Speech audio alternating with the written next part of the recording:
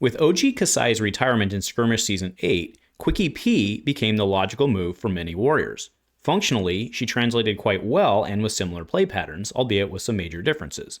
And I'm happy to say that she hasn't disappointed. QuickkyP is very, very good in Blitz. She's a solid tier 1.5 hero even in the current meta, and with positive matchups into many of the tier 1 heroes. And while many of you have seen my QuickkyP deck several times over, it's time to update it for Wizard's return to the format because yes, Blaze is legit, so it's time to redo the tech slots. A huge shout out to our channel members for supporting what we do here. If you want to get involved with the channel and the Dice Commando community, please consider joining as a channel member. Remember, these videos are only possible with your support. You can show that support with a like, a subscribe, and by leaving us a comment and sharing your feedback. Community first, and go Commando.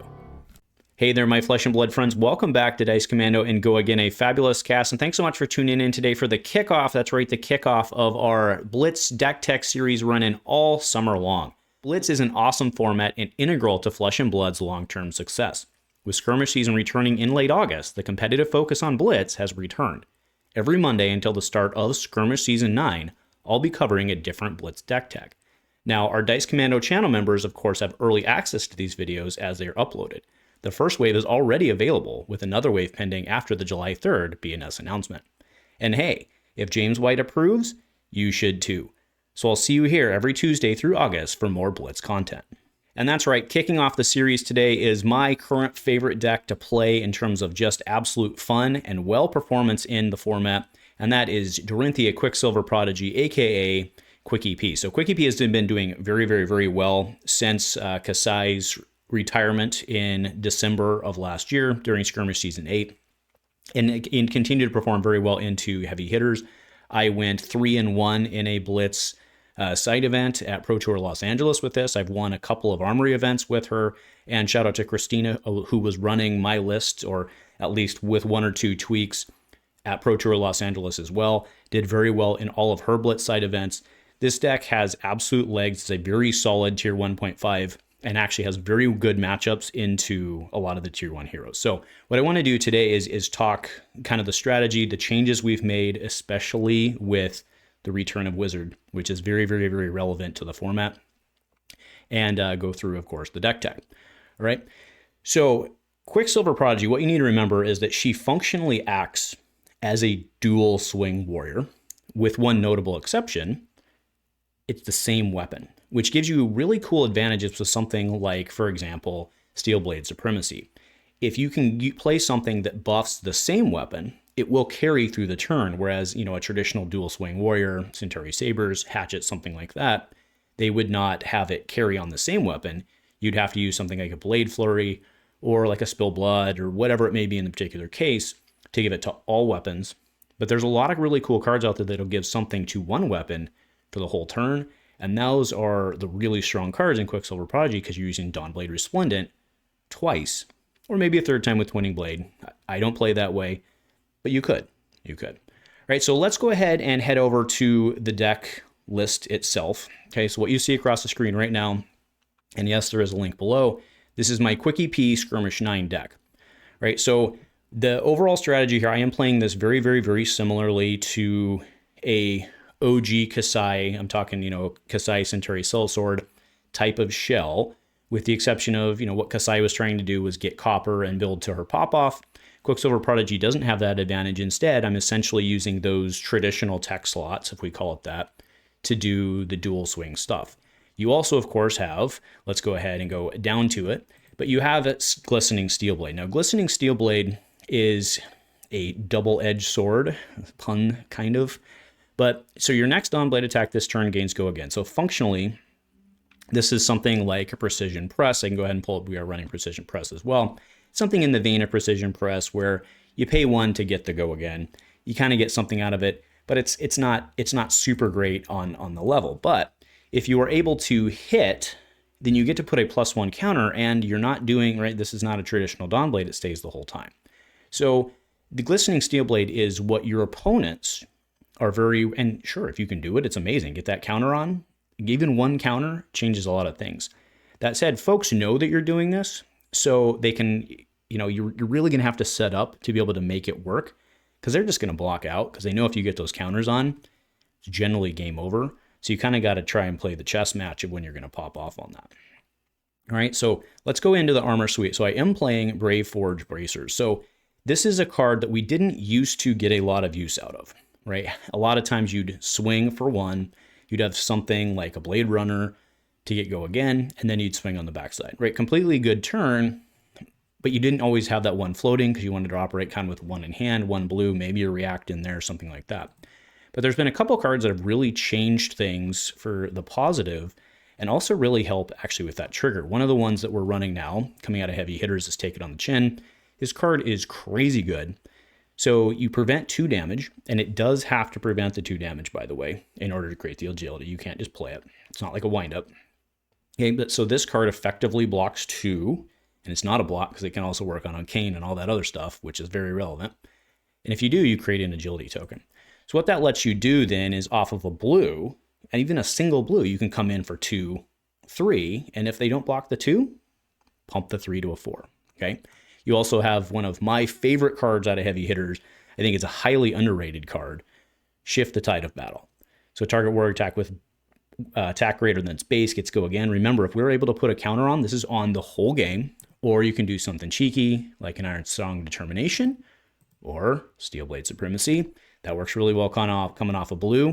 That's one of the issues with Supremacy a lot of times is if you pay into it with a blue, you don't have necessarily the one floating if you don't hit for the second swing. Well, Steel Blade Supremacy, so off a blue, Supremacy, swing, give it go again anyway. Doesn't matter if it hits or not, you still get to go again, coming in for 1 on the backside. Okay? Because remember, right, the first time it gets go again, attack an additional time. You do not need to hit, right? It is not OG Dorinthea. All right, so let's go into the deck itself. Actually, let's finish out. So Courage of Blade Hold is a no-brainer. Courage of Blade Hold lets you do some pretty crazy things. Actually, I kind of like some tempo swing type stuff, like against a Rhinar or something like that. You may find a turn where you only end up with the blue in your hand, but because of the way things worked out, you could like Take It on the Chin, something like that. You have an agility token. Right, with Courage of Blade Hold, being able to pop that for free swings, if you can go into the turn with something like a Take It on the Chin or something like that where you've created the agility token, you don't need any cards in hand to come 2-3. And a lot of times that can really kind of catch them off guard and swing tempo. Because if you're kind of in that weird like mid-late game type of thing, they don't really want to go down to like 1 or 2, right? So you're able to do that with effectively no cards in hand or 1 card in hand to threaten the react and then you arsenal it, something like that. And then Crown of Providence, and then of course, Valiant Dynamos. The amount of value you get off of this is just stupid. So headed into the deck itself, we have 2 copies of Blade for Furry Blade, I like to call it. Do keep in mind that this is weapon independent, right? So this works, of course, with the dual swing builds, or I should say the 2 weapon builds, +2/+2, and it targets attack, so it's not weapon specific, but it functionally does what you want it to do. I think 5 copies of Hit and Run. The missing yellow is a balance for the Nourishing Emptiness, which is the only attack action we're playing. Pretty much speaks for itself. I do not do the Gore Belching Rousing thing. I prefer to just run Nourishing Emptiness because it also gets me a Go Again card back. That's why I prefer that. Okay, I am playing In the Swing red-blue, Iron Song Response red. This is a card that I had skewed away from in previous Warrior build, like my Kassai build. I had skewed away from this. But again, remember what we're trying to do with Glistening Steel Blade. It actually works. You do force blocks in a lot of cases. So I found this card to actually be pretty good to tuck in Arsenal, something like that. And a lot of times it does end up in Arsenal because they won't block and then it's useless. So you tuck it in Arsenal, but then it's there for when you need it. Sink Below is the only reacts that we are running. Balanced, of course, with Take It on the Chin, which obviously is an instant, but kind of fills a very similar role. Slice and Dice is 4 value off a red card, just like Blade Flurry, right? You look at a lot of these cards in here. I mean, Steel Blade Supremacy, even if you ignore the card draw threat, and again, that feeds into the Iron Song Response thing I said, or I was talking about, you have essentially 1 for 4. Spoils of War, really good because it just gives the go again and can start the chain. This card actually is a little weak in this deck because you don't care about copper and it doesn't pump your backswing. But again, remember with the Dawn Blade, so that's off of blue, you're coming in for a 4 and a 3. So 7 across 2 attacks for a 2-card hand. I mean, it's not horrible, right? But it's not great, but there's no other card better than it, so we're playing it. And then we already talked about Glistening Steel Blade, what we're trying to do there. Okay, The other one that we have here is we have Run Through. Okay, so Run Through is in this. Do note that we can't play Blade Runner, right? That's one of the problems with this, is that Blade Runner is specifically one-handed. But as you can see here, we have enough go-agains that it hasn't really been a problem. Playing Glint, we are playing Overpower, so I've gone back and forth between Overpower and Fatal Engagement. Overpower just seems to work better in case you end up in some of those like no block scenarios. You can put them down to 1, put them down to 2, something like that. Precision Press is a card that I do enjoy playing with the Piercing to lead, which really throws off especially some of the brutes, because a lot of times they want to throw the 2 at it, prevent the bracers or something like that, right, from coming in for 1 more on the back. But now they can't really do that, at least without throwing more armor to it. So Precision Press works pretty well. And then, of course, Steel Blade Shunt, never leave home without it, especially in this Enigma meta. It really pisses them off when in Miragai is their only one out and you Steel Blade Shunt and pop the Miragai and they lose their go again. I mean, again, if it's only one out, then I guess the go again doesn't necessarily matter, but it works really well. Okay, into the inventory. What we've had to give up are our popper slots. So I'm only playing Fyendal's Fighting Spirit Red, one of these. Okay, I am still on Fyendal's and I'm not on Battlefront Bastion. I have found that this is just better right now for this deck, not for all decks, I don't believe, but right now I believe that this deck still remains better, or sorry, this card remains better in this deck for a really, really, really hard matchup, which is the Prism matchup. Okay, and then we have Oasis Respites. That is specifically for Blaze. And yes, I am still playing Decimator Great Axe because there's nothing worse than trying to just swing 2 over and over and over and over and over again against a Riptide. Play the Decimator, it's very hard for him to beat you. Just swing non-modified Decimator, and Riptide has a hard time. Top of that, we are now AB3, right? So what we've had to do, really, if you think about it going back, we used to run AB2, now we run AB3, so we had to add 1 in there. That's where the Fyendal's Fighting Spirit got dropped. And I do believe that sets us up best.